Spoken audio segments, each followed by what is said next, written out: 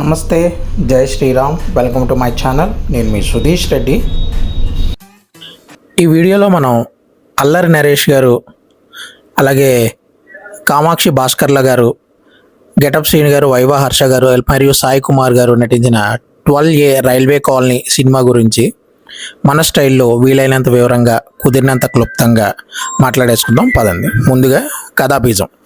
మానవత్వాన్ని కన్న ప్రేమ కమ్మేస్తే ఏం జరుగుతుందో అనేది ఈ సినిమా యొక్క కథాబీజం. ఇక కథ విషయానికి వస్తే, అనాథగా పెరిగిన హీరో తను మనస్ఫూర్తిగా ప్రేమించిన అమ్మాయి తనకు దూరం అవుతే, ఆ దూరం అవడానికి ఎవరు కారణమో తెలుసుకోవడానికి ప్రయత్నిస్తూ, దూరం అవడానికి కారణమైన వాళ్ళని శిక్షించి, అలాగే ఆ అమ్మాయి దగ్గరికి ఎలా చేరుకున్నాడో అనేదే సింపుల్ కథ. కథనం గురించి మాట్లాడుకోవాలంటే, బలమైన కథకి బలహీనమైన కథనం అని చెప్పాలి. ఫస్ట్ హాఫ్ అయితే ఒక రకంగా చెప్పాలంటే మూల సంఖ్య మీద ముళ్ళు గుచ్చుతున్నట్టే అనిపిస్తుంది మనకి ఫస్ట్ హాఫ్ అంతా అయ్యే వరకు. సెకండ్ హాఫ్ ఆ గాయానికి కొంచెం మందు రాసే ప్రయత్నం చేశాడు, బాగానే అనిపించింది. కొంచెం ఫస్ట్ హాఫ్ని ఇంకొంచెం బెటర్గా తీసుంటే చాలా బాగుండేది అనిపించింది. కానీ కథ బాగుంది, కానీ కథనం అంతగా ఆకట్టుకోలేకపోయింది. సెకండ్ హాఫ్ పర్లేదు, బాగానే అనిపించింది.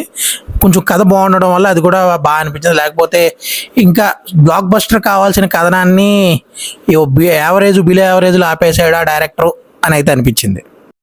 ఇక అభినయాల విషయానికి వస్తే, అల్లరి నరేష్ గారు గ్రేట్ యాక్టర్, కానీ సినిమాలో ఆయన లెవెల్ పర్ఫార్మెన్స్ అంటూ ఏం లేదు. ఓకేగానే ఉంది. ఇంకా ఈవిడ మీనాక్షి భాస్కర్ల గారు, ఈవిడ హీరోయిన్ అనుకోవడానికే సగం సినిమా డైజెస్టే కాలేదు మనకి.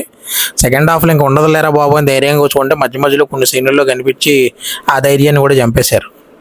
ఓవరాల్గా అయితే ఈవిడ హీరోయిన్ మెటీరియల్ కాదు. అల్లరి నరేష్ గారి పక్కన అసలు సూట్ కాలేదు, అండ్ ఏ ఫ్రేమ్లోని సెట్ కాలేదు. సో ఇలా సాగినాయి అభినయాలు.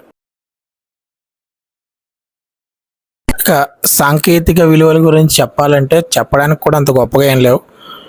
ఇందాక చెప్పుకున్నాం కదా, కథనం విషయంలో డైరెక్టర్ ఫెయిల్ అయ్యాడు. కథ బాగుంది, అండ్ బ్యాక్గ్రౌండ్ స్కోర్, మ్యూజిక్ బాగానే ఉన్నాయి. సినిమాటోగ్రఫీ చాలా కొంచెం పూర్ క్వాలిటీ అనిపించింది. ఇంకా డిఓపి ఇవన్నీ కూడా ఏదో అల్లరి నరేష్ గారి సినిమా రేంజ్లో అయితే లేవు. ఓకే, లో బడ్జెట్లో తీశారు అని అడ్జస్ట్ అవ్వచ్చేమో, కానీ సినిమా అయితే అంత క్వాలిటీ, సాంకేతిక విలువలు కూడా అంత మాత్రంగానే ఉన్నాయి. సో ఓవరాల్గా సినిమా రేటింగ్ గురించి మాట్లాడుకోవాలంటే 2.75 ఇవ్వచ్చు. ఆ 2.75 కూడా మెయిన్గా కథకి, సెకండ్ హాఫ్కి బట్టి ఇవ్వాలి తప్ప, అండ్ ఒక 2 పాటలకి మిగతా దాని గురించి ఇవ్వాల్సి వస్తుంది. అవి కూడా లేకపోయింటే 1.5 ఇవ్వాల్సి వస్తుంది ఈ సినిమాకి. సో ఓవరాల్గా అయితే ఫ్యామిలీతో వెళ్ళి చూడొచ్చు. మరి అసభ్యంగా కానీ అశ్లీలత కానీ ఏం లేవు.